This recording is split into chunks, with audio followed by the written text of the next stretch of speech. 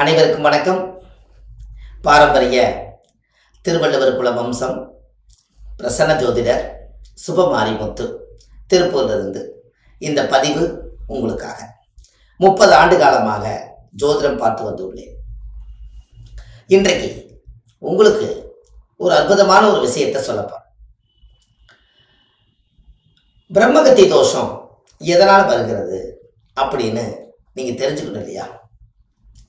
ஒரு ஜாதகத்துல குரு சனி சேர்க்கை இருக்கிறவங்களுக்கு பிரம்மகத்தி தோஷம் வரும். 9ஆம் இடம் என்பது காலச்சக்கரத்துக்கு 9 குரு, 10 சனி. இது தர்ம கர்மாதிபதி யோகம். இந்த குரு சனி சேர்க்கை இருக்கிறவங்களுக்கெல்லாம் பிரம்மகத்தி தோஷம் கட்டாயம் உண்டு. அதுக்கு உங்க வாழ்க்கையில இந்த பிரம்மகத்தி தோஷத்தை நம்ம சுத்தப்படுத்தணும் அல்லவா? அதுக்கு நம்ம ஏதாவது நம்ம கர்ம நம்மளை விட்டு போகணும்னா நம்ம ஏதாவது தானம் பண்ணா தானே நம்மளை விட்டு போகும். அதுக்கு ஒரு எளிமையான ஒரு பரிகாரம் சொல்றேன். பிராமணருக்கு ஒத்த பிராமணருக்கு வெள்ளி சொம்பு, பித்தாள சொம்பு, காப்பர்ல சொம்பு, இந்த 3 சொம்புலையும் பச்சரிசி போட்டு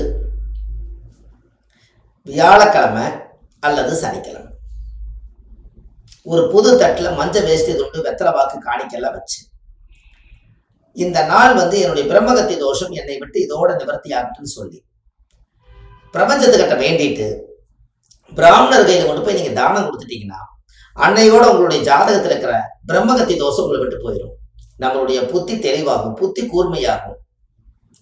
அவர் காலத்தொட்டு கும்பிட்டு வந்தீங்கன்னா அவர் ஆசீர்வாதம் பண்ணா அந்த குரு தோஷ நிவர்த்தி ஆகும். அதுக்கப்புறம் குரு தான் மூளை. அதுக்கப்புறம் உங்களோட தெளிவான எண்ணங்கள் இருக்கும்.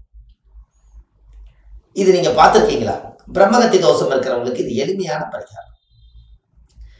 இந்த எளிமையான பரிகாரத்தை மக்களுக்காக நீங்க செஞ்சு இதை பலன் அடைஞ்சீங்கன்னா உங்களோட வாழ்க்கையில நீங்க முதல் தெளிவாயிருங்க.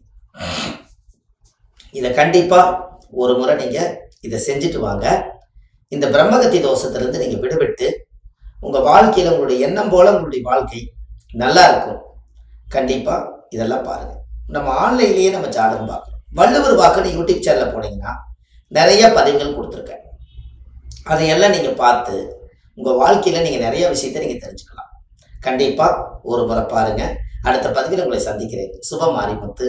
நன்றி, வணக்கம்.